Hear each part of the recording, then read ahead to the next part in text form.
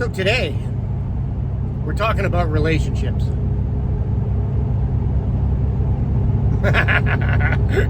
No, we're working on the Monster Jimmy today. So let's get into it.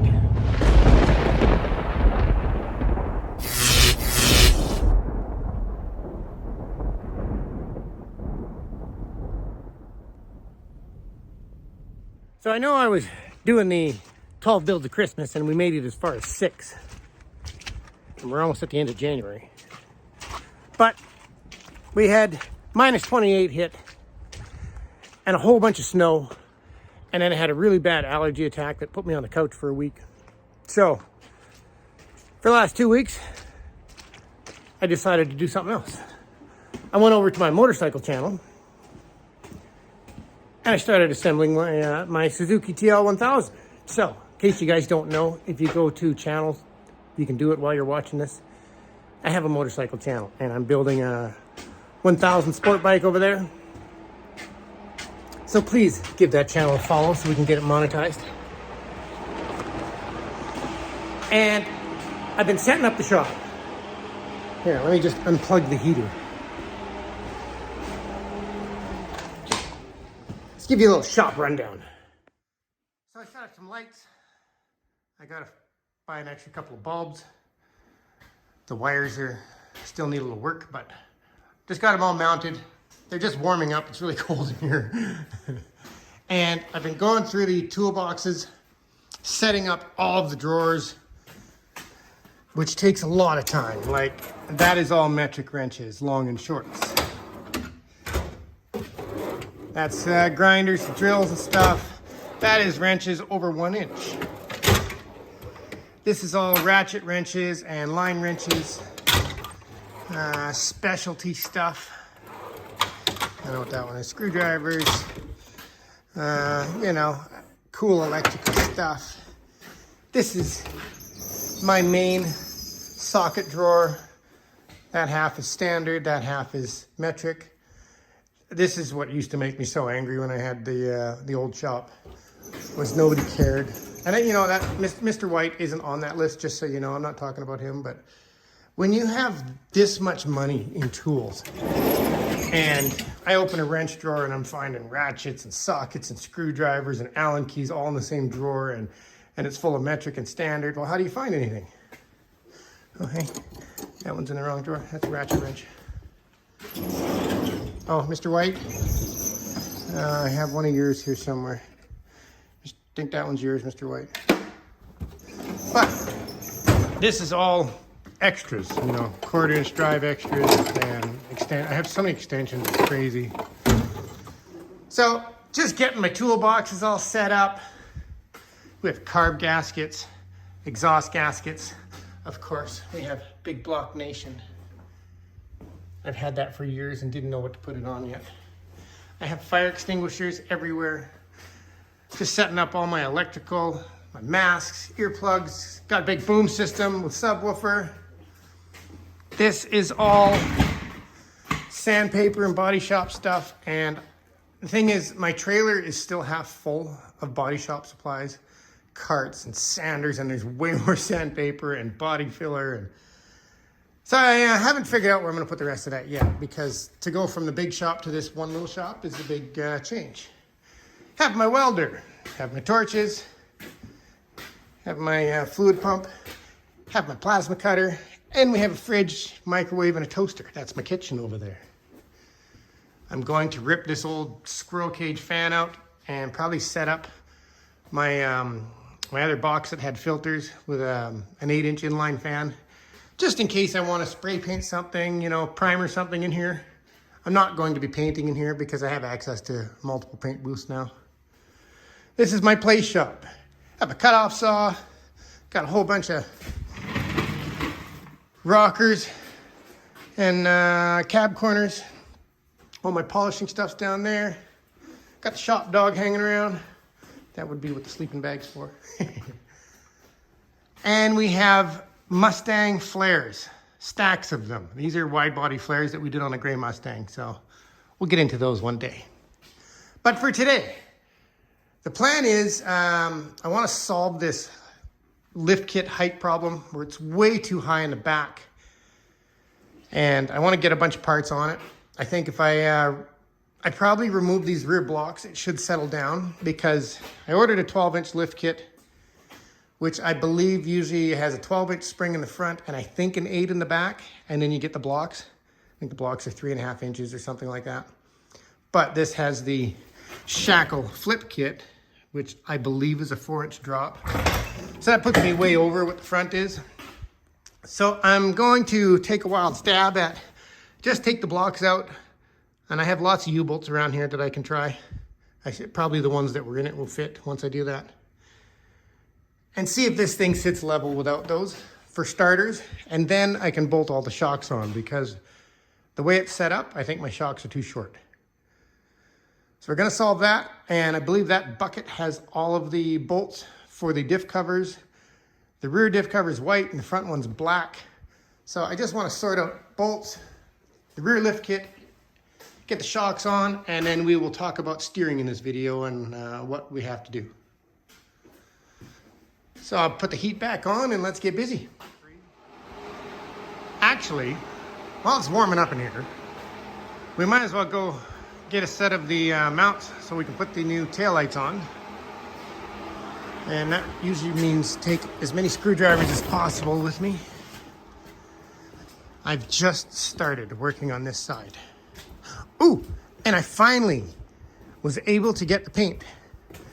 It took me a very long time. I had a really difficult time finding the paint code for back in the 40s for the cream color I wanted for the grille, and I have to do the dash with it, the little gauge piece. And I finally got a custom color made. Did a lot of searching online. The scrappers have now taken 7 loads out of here. Each load's about 6,000 pounds. All of this was all just massive pile of scrap metal. And we're going to stop on the 12 builds of Christmas. A, Christmas is over. B, I want to get the cab over back in. My idea has hit me, and it's the dumbest thing I've thought of in a long time. It's really exciting. It's one of those I probably shouldn't do it ideas, but that's why I want to get the lift kit solved on the big Monster Jimmy. And then I want to get the cab over back in because I need to primer it because it's bare metal. And I got a few other things I need to bolt to it, but we need those. Okay, got what we needed. Look at that. That's an old wooden level. No idea where that came from.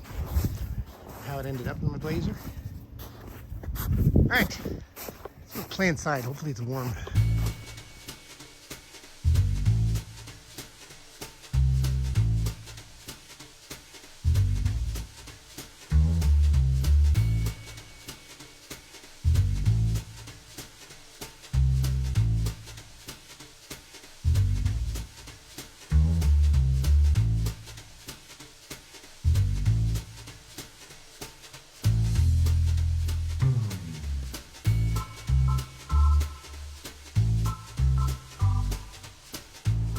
We have taillights in. I did not put new bulbs in it because when I paint this thing, those are all coming out anyways. And we are all jacked up. And this is my setup every time I do this. I know some of you have seen this. I've been using these great big blocks since I was 15 years old. And these are the jack stands I like because they're not legs. They have a flat bottom all the way around. And they are literally the perfect width to go around the frame. So I'm going to just lower one side at a time, pull the block out, jack it back up, and hopefully it works out smoothly. It doesn't always do that for me, but we'll see what happens.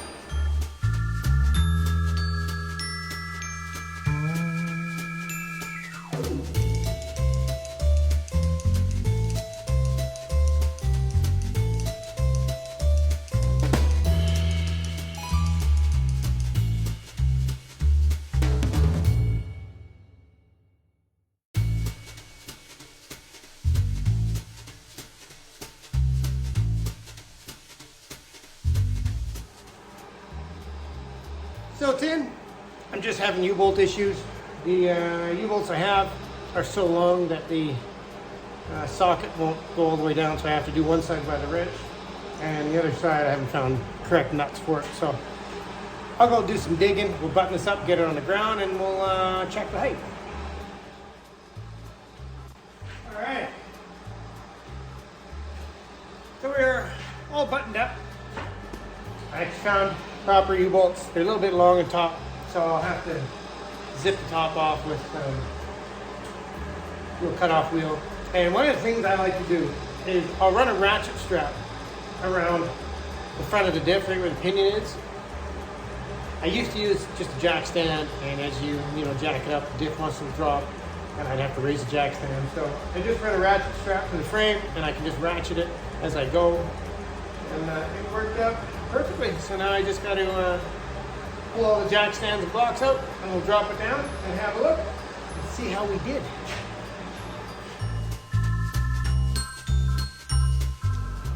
Okay, we're on the ground. And it's hard to see because there's not a lot of room here, but to the body line, we're 65 inches at the back and 66 inches at the front. But by the time I add a big block to this, that might settle it down and it'll be pretty even, but that's way better than it was. So now I think I will clean the diff cover and the seal. I'm not going to seal it up, but I just want to make sure I got all the bolts in that bucket for it. And I'm not having a white diff cover on that thing. That'll make me crazy. And I'm not putting the gears in yet, but my dad, he worked on the GM assembly line at the plant when he was younger. And I can't remember if he has 8 or 9 brothers. He's got a ridiculous amount of brothers, and most of them work at the GM plant. And my dad was the one who went around to dealerships and taught their mechanics how to do all the shimming and install these diffs correctly. So hopefully I can get him down here one day when he's feeling a little better, and we can go to school learning all about that. He's got this amazing trick when he pulls an axle out, how to remove the seal with the axle, which I've never seen anybody do before, but he doesn't use a tool. He pulls the axle out, does some kind of a roundy round trick that he does, and the whole axle seal just comes right out with the axle. I really want to film it when we do my Suburban. So let's throw some shocks on this thing, and then we will look at the steering. We have shocks. We have a diff cover, and I don't know if this is a homemade, somebody made this, or if a company made it. I'm not a fan of this wannabe Punisher sign that everybody's doing. Harley seems to have taken it over and everybody else is using it. And I couldn't find a proper bolt, so I just had a bunch of standard bolts laying around. And the welds are actually in the way of the bolt, so you can't get your socket on it straight when it gets tight. So taking it off, you're gonna round a bunch of the edges. So I won't be using that diff cover. But like I said, that's why we're doing mock-up. So we got shocks on the back. And now let's roll this thing back because I don't feel like moving the other white blazer out and opening the doors because it's so muddy out there, and then I'll lose all my heat. So I'll just roll it back and we'll tinker on the front, try and get shocks on it and the dual steering stabilizers, and have a look at the steering setup. All right, just refreshing my memory here. This would be interesting to see if it's the same. On the 3/4 ton, the dual steering stabilizer, where the U-bolts go right here. On the 3/4 ton, I just can butt it up to that, and the U-bolts fit perfectly between that shock mount and the diff right there. So we'll see if it's the same on a Dana 60. And then you just take the shocks, mark a line right in the middle, and that's where you set them, and bolt them onto the tie rod. This tie rod, the toe end's way out of whack, so they need to be adjusted at some point. Right, I got to deal with the sway bar issue. So I have the proper drop brackets for the 12-inch lift, but I need the correct plates for the Dana 60, and these are not them. So we'll, I got to find a couple of bolts so we can get the dual shocks on, get the stabilizer on. We might as well throw the diff cover on for now, just so that none of that rusts anymore. I'll spray it all down. And then I don't have all these parts in my way. And this thing's kind of mobile. So we'll do that, and then we'll get into the steering. Well, I have no idea what happened, but we have a power outage. So, right in the middle of putting the steering stabilizer on, we got nothing. No power on anything, so the lights, no compressor. So unfortunately, that's it for the day, but I'll be back here tomorrow and the next day puttering on it, so we'll have to continue this video. But I forgot that happens out here. Someone can hit a telephone pole at any time, and it's a regular occurrence out here. Next thing you know, nobody's got any power. So we'll continue this later.